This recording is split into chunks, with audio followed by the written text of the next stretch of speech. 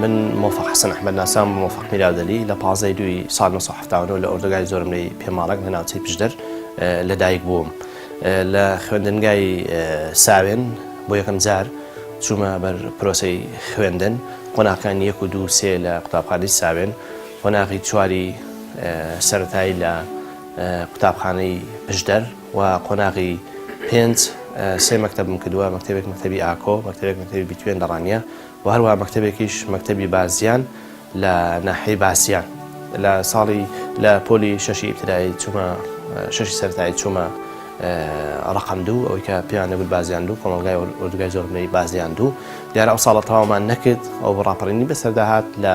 مانجی سێی ساڵی 91 ئێمە هاتینەوە ناوچەی پشدەر دیار ناوچەکە ناوچەی شکاوتکراو بوو ئێتر پرۆسەی پەرۆدە و فێرکردنی تێدا نەبوو ئەو ساڵی خوێندنم ڕۆیشت ساڵی دواتر دیارە چوومەوە ڕانیە لە ڕانیە لە قوتابخانەی ڕانیە پۆلی شەشەمی سەرەتاییم تەواو کرد دواتر بەهۆی زروفی سیاسی دیارە ئێمە چەند ساڵێک ئاوارە بووین چوینە ناوچە شاخەویەکان لەوێ ساڵی پۆلی یەکەمی ناوەندیم لە گوندی گەناو تەواو کرد دواتر لە پۆلی لوچوومە شاری سلێمانی لەوێ لە مەکتەبی سەرۆک پۆلی دووەم تەواو کردووە بۆ پۆلی سێ جارێک کە هاتمەوە ناوچەی پشدەر ساڵێک لە پۆلی سێ دیارە سەرکەوتوونەبووم لە خوێندن ڕاستە بووم ساڵی دواتریش نەچوومەوە خوێندن و دواتر جارێککە لە پۆلی سێ دەستم پێکردەوە توانیم سەرکەوتوو بم و قۆناغی بۆ پۆلی چوارەم دیارە ماوەیەک لە ئامادەی قەڵازێ من دواتر چوومە شاری ڕانیە پۆلی 4 و 5 ئامادەی لە شاری ڕانیە لە ئامادەی 5 ئازارم تەواو کرد و لە پۆلی 6 جارێککە گەڵامەوە بۆ شاری قەڵازێ و لە ئامادەی قەڵازێ پۆلی 6 لە ساڵی 2000 بۆ 2001 تەواوم کرد زانکۆی سلێمانی لە زانکۆی سەلاحدین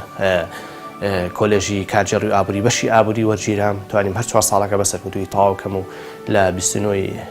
دەی ساڵی 2005 وەکو مامۆستا دەست بەکار بووم و تا ئێستاش کە مامۆسام دیارە ساڵی پار جارێککە حەزم لێ بوو کە بچمەوە بەر پرۆسەی خوێندن و چوومەوە زانکۆی ڕاپەڕین بەشی ئێواران لە مێژوو ئێستا قۆناغی 2.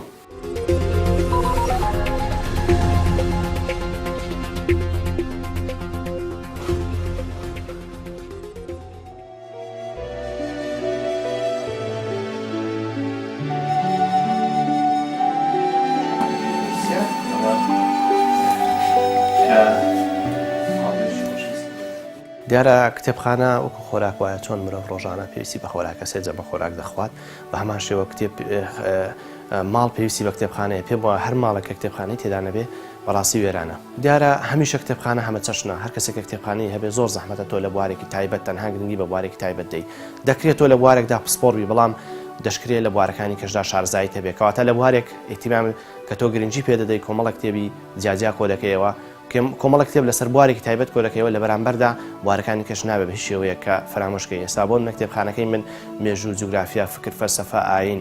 هەروەها کتێبی بۆ ئەدەبیاتی کلاسیک و ئەدەبیاتی کۆن ئەدەبیاتی تازە و هەروەها مێژووی کۆن مێژووی ناوەڕاست مێژووی نوێ مێژووی هاوچەرخ هەموو ئەوانەی تێدا بەڕاستی یانی تۆ ناتوانانی لە کتێبخانەدا بڵێ یەک بابەتی دیاریکراوە چونکە ئەوانەی کە دێن سەردانی تۆ دەکەن ئەوانەی کە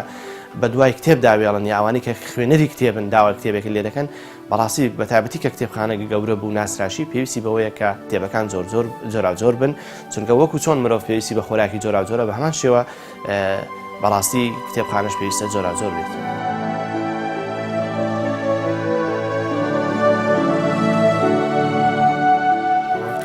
یەکێکە لە کتێبەکان کە پێستە سیرکە کۆمەڵێک زانیاری و شتی جیاجیای بە خەتێکی فارسی و عەرەبی و خەتێکی زۆر ورد کە بەڕاستی پێویستی بە خەڵکی مختصە بخوێنێتەوە خەڵکی مختصە بە زمانی فارسی کتێبێکی ئەوەی من بزانم و سرم لێ دەرکردوێ کتێبێکی ئاینیە دیارە بەشی زۆری کتێبەکانی ئەو کات کتێبی من 20 ساڵە بە شێوەیەکی بەردەوام خەریکی کۆکردنەوەی کتێب و ئەرشیڤکردن و دیکۆمنتکردنم کتێب گۆڤار ڕۆژنامە بڵاوکراوە وێنە بەڵگەنامە هەروەها شریت دەسنووس کە هەموو ئەوانە بە شێوەی جیاجیا تێداهاتی بەڕاستی هەنی ئێستا بۆ نمونە زۆرینەی کتێبخانەکەی ئێمە بریتە لە ئەرشیفی ڕۆژنامە و گۆڤار بڵاوکراوەکان پێش ڕاپەڕین دوای ڕاپەڕین سەردەمی شاخ ئەدەبیاتی شاخ ئەوانەی کە حیزبە کوردستانەکان کاتی خۆی لە شاخ بەڕاستی لە چاپخانەکانی شاخ چاپیان کردوون لە سەردەمی ڕژێمی بەعسی ڕووخاو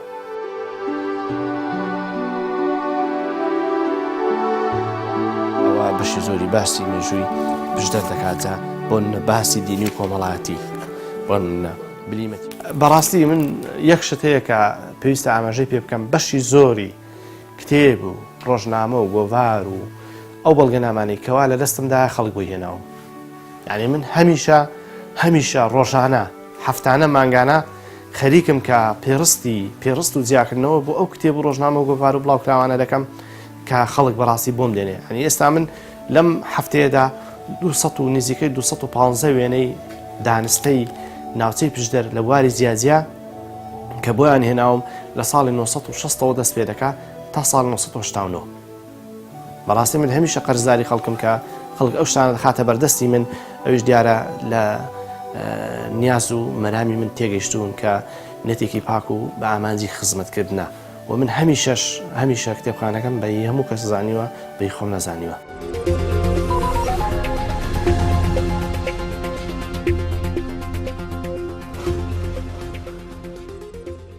سەرنجاکردنەوە بۆ ئێستا ئەوە جەمال بابان خۆشنا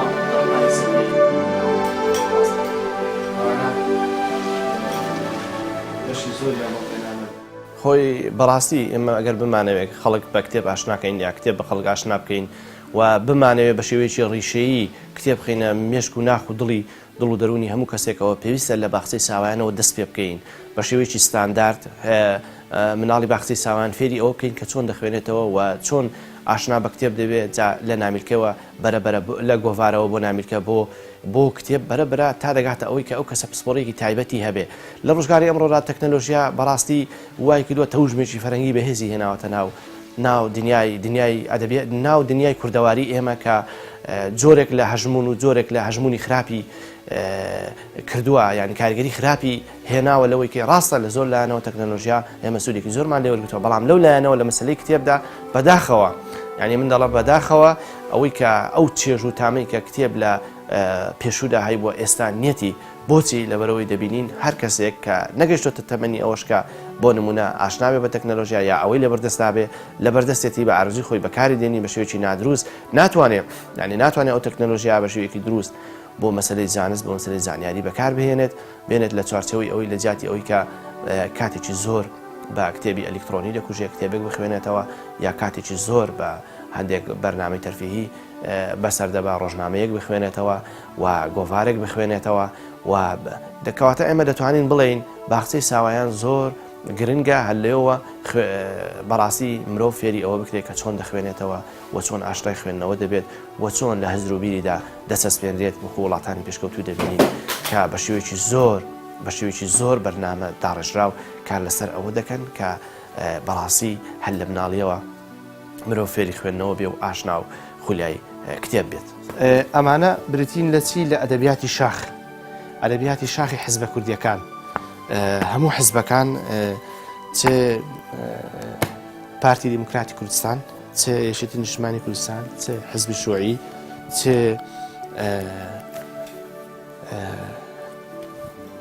حیزبە ئیسلامیەکان بەڕاستی ئەمە بەبێ جیاوازی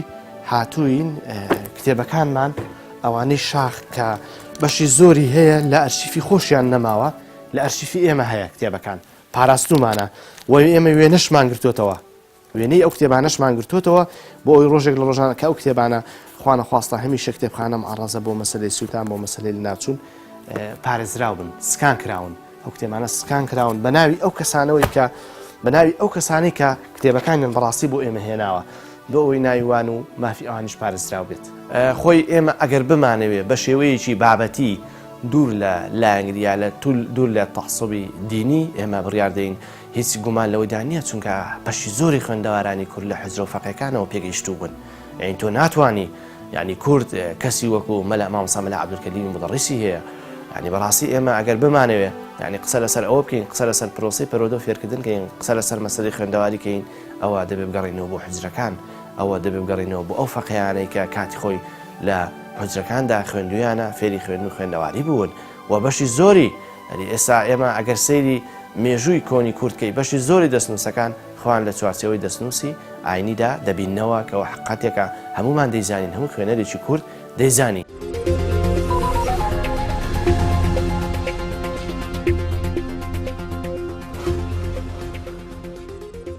بەهۆی هەر کتێبێک تامێکی هەیە، هەر کتێبێک چێژێکی هەیە، هەر کتێبێک جۆرێک لە ئاسوودەی و ئارامیت پێدەبەخشێت. یعنی تۆ ناتوانین بڵێ لە تاکە کتێبێکدا هەموو حەز و ئارەزوو خولیای خۆت، خولیای خوێندنەوە، حەزی خوێندنەوە،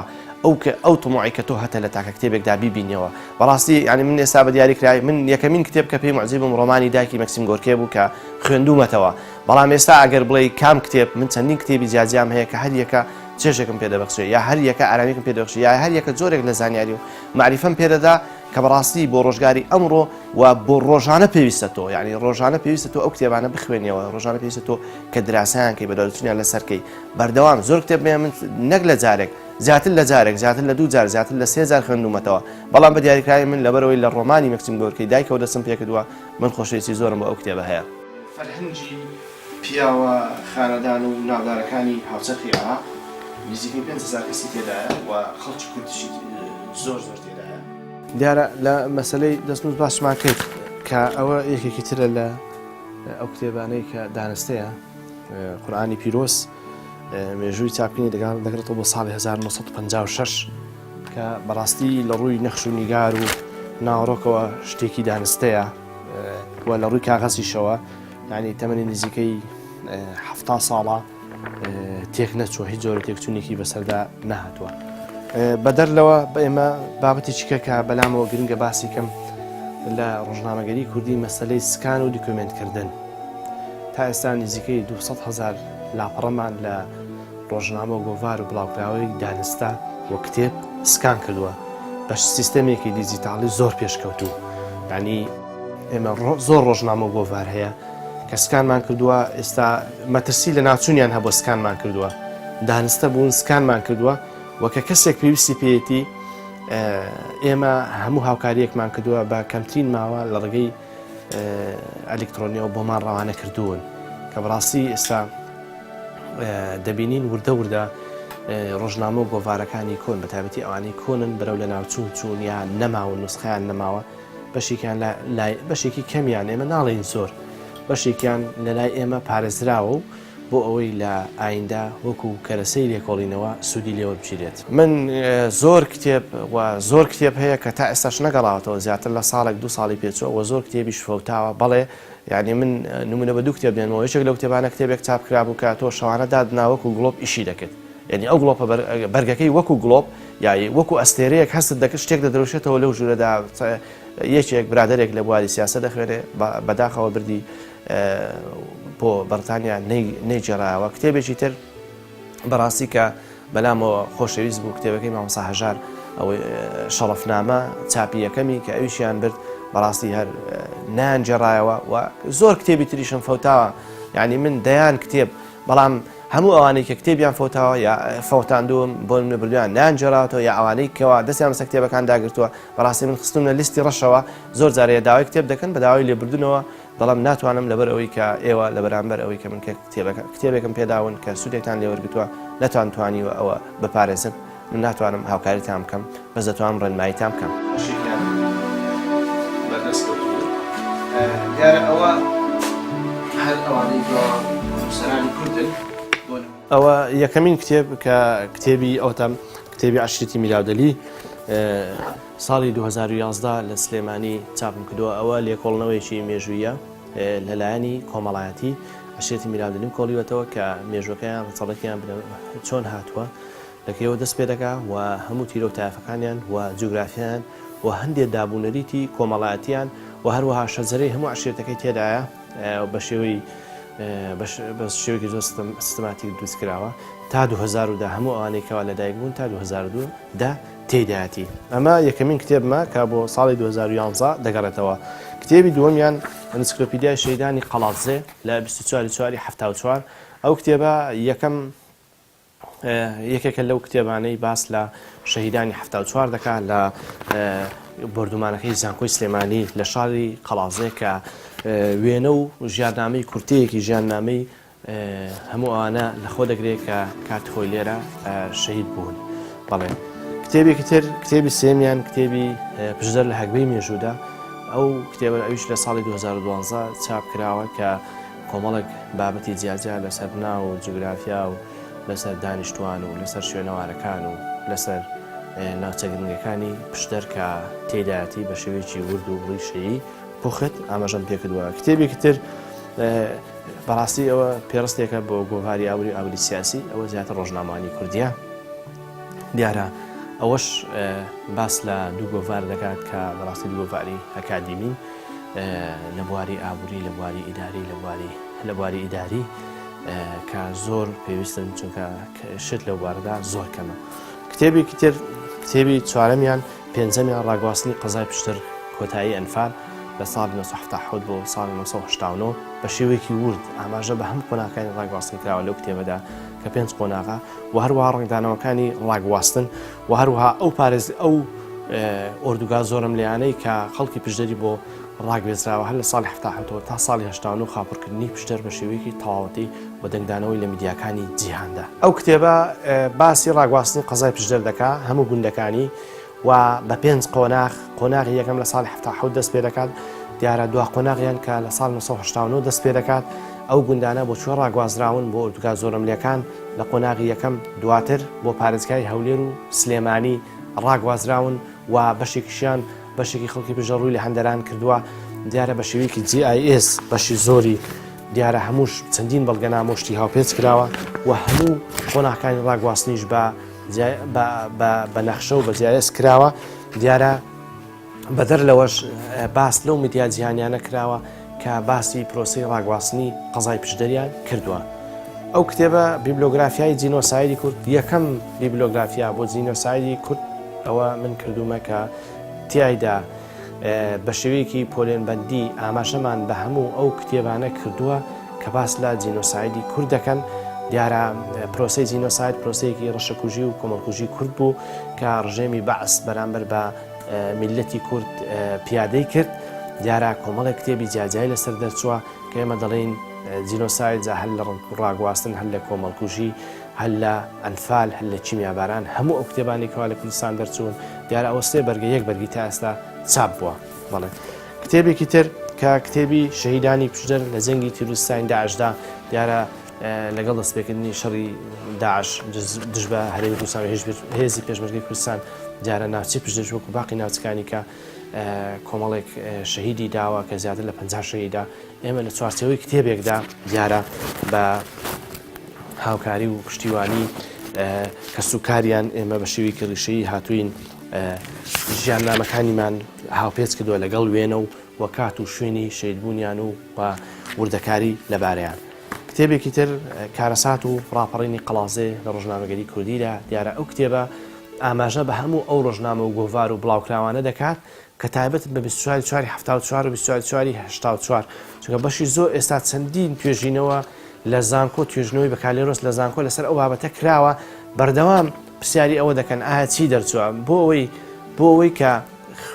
لێکۆڵەری زانکۆ خوێندکاری زانکۆ بە ئاسانی بزانێت کە چی هەیە لەبارەی ئەو بابەتە. ئێمە هاتوین لە چوارچێوەی کتێبێکدا ئاماژەمان بە هەموو ئەو ڕۆژنامە و گۆڤارانە کردووە و پێڕستێکی وردی هەموو ئەو بابەتانەشمان کردووە کە لەو بارەوە نووسراون.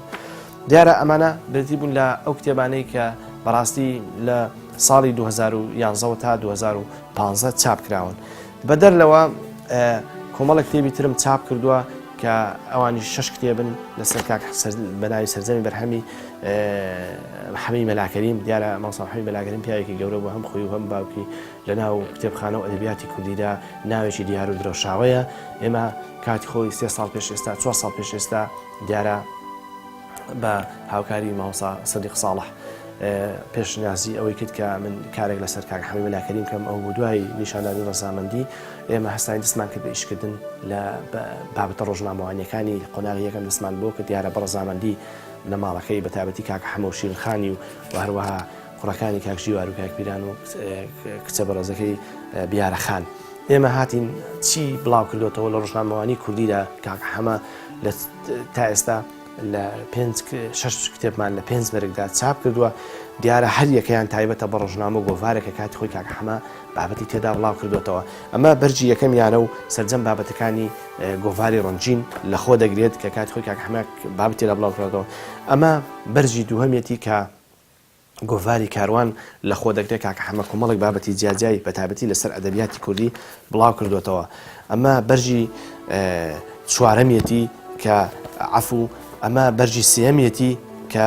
گۆڤاری بەیان لە خۆ دەگرێت کاکە حەما کات خۆی نزیکەی 50 بابەتی لێدا بڵاو کردێتەوە بابەتەکان زیازیان بابەتەکانی بریتە لە مێژوو جوگرافیا کەلەپور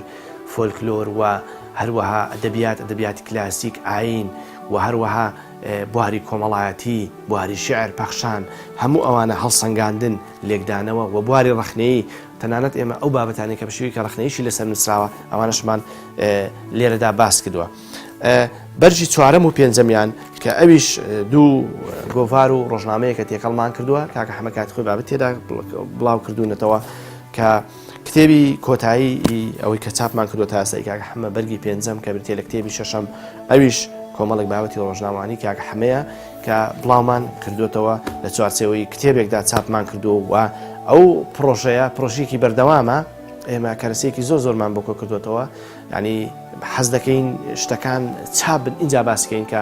چیمان کۆ کردوێتەوە چوە کورت هەمیشە دەست پێشخەری دەکا بەر لەوەی بیکە دەڵێ کردم. ئەو کتێبە کتێبی فەقی ئەحمەدی دارشمانە کات خۆی بەهشتی محەممەد فیدا چاپی کۆی کردوێتەوە و کاوەی کوڕی ڕەحمەت لە گۆڕی ئەو چاپی کردووە. دیارە ئەو کتێبە کتێبێکی دانستەیە لە کتێبخانەی کوردی چونکە هەر تەنها دوو سێ کتێب لەسەر فەقی ئەحمەدی دارشمانە هەیە کە گڵکۆکەی لە دارشمانەی و باپیرە گەورەی تیرەی بابان و میراودلی و گەردیە. ئەو کتێبە بەرهەمی باشتی محەممەد فیدا دیارە محەممەد فیدا پیاوێکی ناسراوە لە ناو ئەدەبیات و مێژووی کوردیدا کۆمەڵک دەستنووسی هەیە کە دەستنووسەکانیان بنەماڵەکەی بە سپاسەوە بەمنیان سپاردووە و ئیشمان لەسەر کردوون بۆ ئەوەی لە ئایندا هەموو دەستنووسەکانی چاپکەین و لە قۆناغی یەکەمدا ئێمە سکانمان کردوون لە قۆناغی دووەمدا چاپ دەکرێن یەکەمین بەرهەم کە چاپمان کردەوە ئەو کتێبە بوو لە چوارچێوەی خۆیدا و بەشێکمان هەندێکی لێ لاڕابوو کات خۆی لە ڕقابەی عراقی ئێمە ئەوە ششمان بۆ داناوەتەوە پراوێزمان بۆ کردەوە پاشکۆیەکمان بۆ زیاد کردووە ئەو بابەتانەی لەبارەی ئەو بابەتانەی کە کات خۆی محەممەد فیدا بڵاوی کردوونەتەوە. دیارە من ئەوە بەرهەمەکان من ئەم چواردە کتێبم تا ئێستا چاپ کردووە و لێرەوە دەمەوێت سوپاسی یەکبەیەکی ئەوانەکەم کە هاوکار بوون لە چاپکردنی ئەو کتێبانە چونکە بەڕاستی مەسلەی چاپکردنی کتێب شتێکی ئەستەمەوە ئاسان نییە پێویستی بە کاتە پێویستی بە دوواداچوونە پێویستی بە ساحکردنەوەیە کە بۆ ئەوەی ناوی کەسم لە یاد نەچێ شوشی سوپاسی هەمویان دەکەم و لە ناوڕۆکی کتێبەکانیشدا سوپاسی یەکبەیەکی ئەوانم کردووە کە هاوکاری چاپکردنی کتێبەکان بوون. بەدەر لەوەش دیارە کۆمەڵە کتێبی ترم ئامادەکردووە بۆ چاپ ئێستا تەنها پێویستیان بەوەیە کە شوێن و جێگایەک ناوەندێک هەبێ کە چاپیانکە و کتێبەکانم زۆرینەی کتێبەکانی من واری مێژوون و لە ناو مێژوشدا بواری ڕۆژنامەگەری کوردی و مێژووی زارەکی بەشی پشکی زۆری بەرکەوتووە لە کتێبە چاپکراوەکانم و لەوانەی کە ناویشن.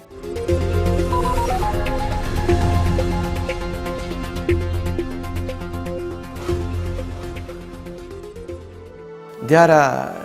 تۆمارکردنی مێژوو زۆر گرنگە وەکو خۆی دوور لە ئەنگری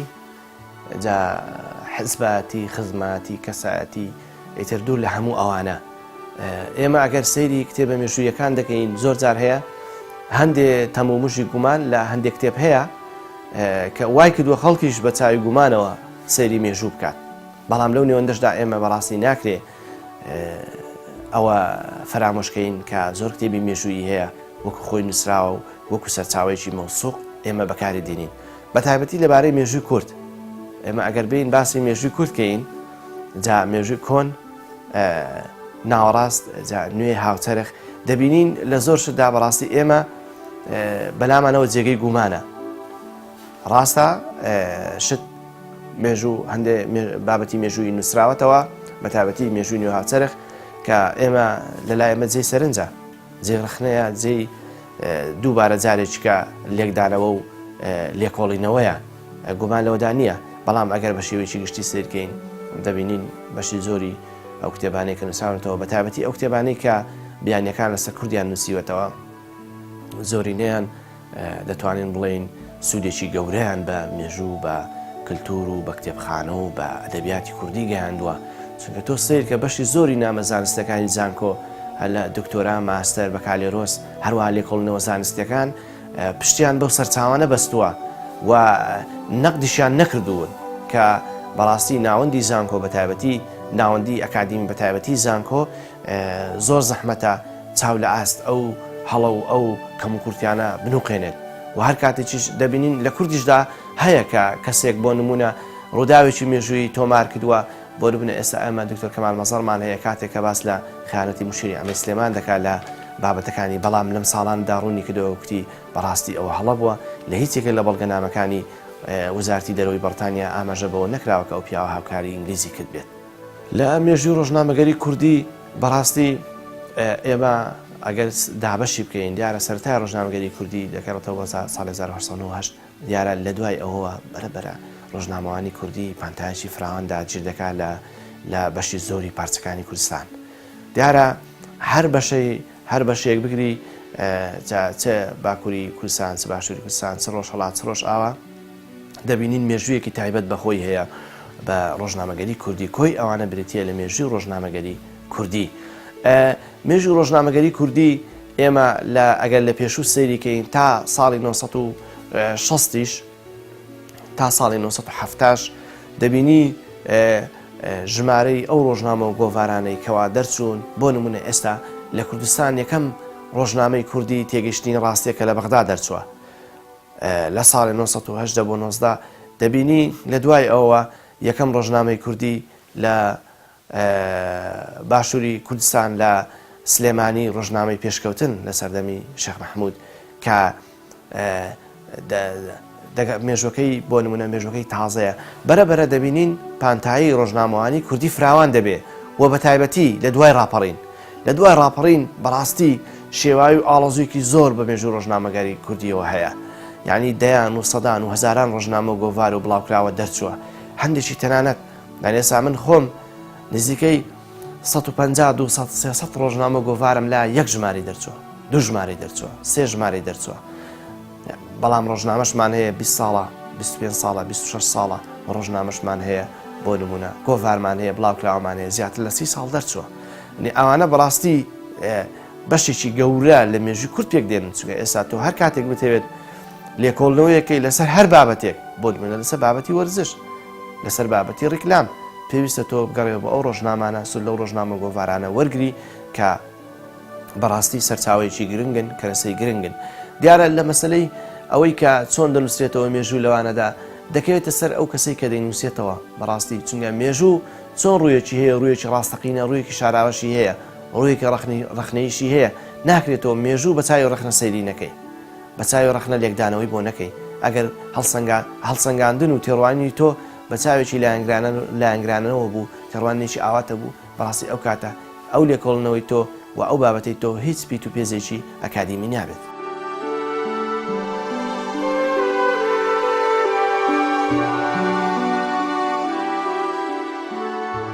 من کتێبخانەکەم کۆمەڵێک دەستنووسی تێدایە کە بەڕاستی وەکو مێژوو بڵێ مێژوویەکی دیاریکراویان لەسرە نا بەڵام تێدایەتی لە 200 ساڵەوە تێدایەتی تا 100 ساڵ تا 50 ساڵ تا 6 ساڵ بەڵێ کۆمەڵێک دەستنووسم هەیە کە هەمویان مێژووی کۆنن کە هەمویان مێژوەکەیان بۆ لە 200 ساڵەوە بگرە بەرەبەرە نزیک دەبێتەوە تا دەگاتە ئەم زەمانە بەڵێ کتێبی وای تێدایە ئەوە کتێبەکانی نووسەرانی پشدەرن دیارە ناوچەی پشدەریش کۆمەڵێکی زۆر نووسەری باشی لێ دەرکەوتووە لە بواری مێژوو لە بواری فۆلکلۆر لە بواری ئاینی لە بواری فکر و فەلسەفا و لە بواری ئەدەبیات شعر و ڕۆمان دیارە بەشی زۆری نووسەرانی پشدەر کە کتێبەکانی خۆیان کردوتە دیاری بۆ هەم بۆ کتێبخانەکەم هەم بۆ ئەرشیفخانەکەم دیارە ئێمە جیامان کردوتەوە بۆ ئەوەی کە کەسێک پێویستی بە لێکۆڵنەوەیەک بێ یا ئاشنابوونی خێرا بێ بە نووسەرانی ناوچەکە لێرە بە ئاسانی دەستی پێ بگات دیارە چەند کەسێک هەیە بەڕاستی لە لای من هەمویان کەسی ناودار و کەسی بتوانە و لێ هاتوون بەڵام ئەگەر بین سیرەکەین دەبینین یەکەمین کتێبی کوردی لەسەر فەلسەفا هونەری جوانی و ستاتیکایی بەڕێز دکتۆر کەمال میراودەریە کە بەڕاستی لەگەڵ بەڕێز ئەمیر عەزیز کە کۆمەڵێک کتێبیان لەسەر فکر و فەلسەفا نووسیوە جێی دەستخۆشیە و بەڕێز مامۆستا عەلی باپیر کە کۆمەڵێک کتێبی لە بواری ئیسلامی فکری ئیسلامی نووسیوە کە زۆرێک لە کتێبەکانیم هەیە و بەڕێز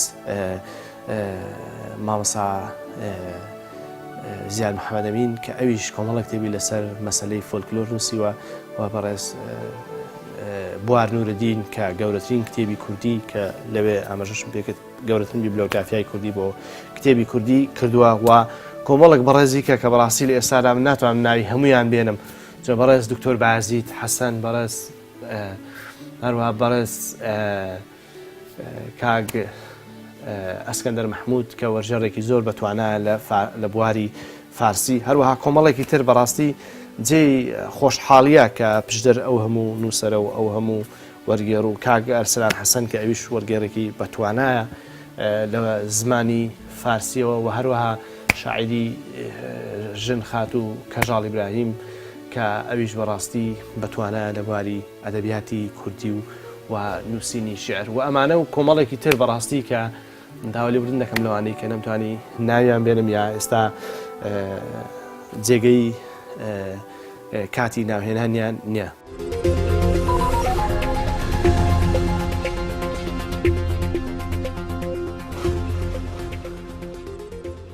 کتێب دیارە زۆرشتی پێبەخشیوم بیرکردنەوە هەڵسەنگاندن گوزەرکردن لەگەڵ ژیان لەگەڵ دەوروبەر لەگەڵ هاوڕێکانم تەنانەت ڕۆشتنیش بەڕێگادا تەنانەت گفتوگۆکردن لەگەڵ برادەرەکانم لەگەڵ دۆستەکانم لەگەڵ ئەوانەی کە هاوپیشە من کتێب زۆرشتی پێبەخشیوم بەڵام زۆرشتیشی لێ سندومەوە ئەوەی کە بۆ نمونە زۆر کەس بۆی دەکرێت سەفرە و گەشت و ئەوەی کە زۆر کەس بۆی دەکرێت چەندین ساعت بە چەندین ساعت کات خۆی بە تەلەڤیزیۆن و بە یاری و بە چوونە دەر و بەو جۆرە شتانەوە سەرکە بەڕاستی هەموو ئەوانەی لە من ستاندێتەوە و کاتیشم زۆرینەی دەتوانم بڵم زۆرینەی کاتی من بەڕاستی بۆ کتێب چووە تەنانەت زۆر جار هەیە یعنی ئەو پەیوەندی کۆمەڵایەتیانەیەکەوە لە کۆمەلگای ئێمەدا هەن ئەوانەشی لێستاندومەوە بەڕاستی کتێب بەڵام زۆر شتێکی پێبەخشیوم کە هەمیشە ئاسوودەم یەکشت بەلامەوە زۆر گرنگە مەسەلەی ئەرشیف و دیکۆمنتکردنە بەڕاستی حەز دەکەم ئەوانەی کە شتێکی دانستیان لە ئەوانەی کە وێنەیەکی کۆنیان لە ئەوانەی کە بەڵگەنامەیەکیان لە ئەوانەی کە ڕۆژنامەیەکی دانستیان لە ئەوانەی کە کتێبێکی دەگمەنیان لایە بیخەنە بەردەستمان بۆ ئەوەی کە جارێککە بە خوێنەری کوردی ئاشنا بکەین بۆ ئەوەی کە بیپارێزین و ئەوانەی کە بیرەوەریەکی لایە و لە سینەیدایە بەر لەوەی بچێتە خاک با بپارێزێ بۆ ئەوەی نەوەکانمان سوودی لێوەرگن وەکو وڵاتان کە دەبینین خاوەنی ئەرشیفێکی دەوڵەمەندن و لە کۆتاییدا سوپاسی ئێوە دەکەم و سوپاسی تایبەتم هەیە بۆ بنکەی ژین کە هەمیشە هاوکار و پشتیوانم بوون هەمیشە دەرگا و دڵیان بۆ من واڵایە هەر شتێک کە پێویستم بوو بێت بۆ کتێبخانەکەم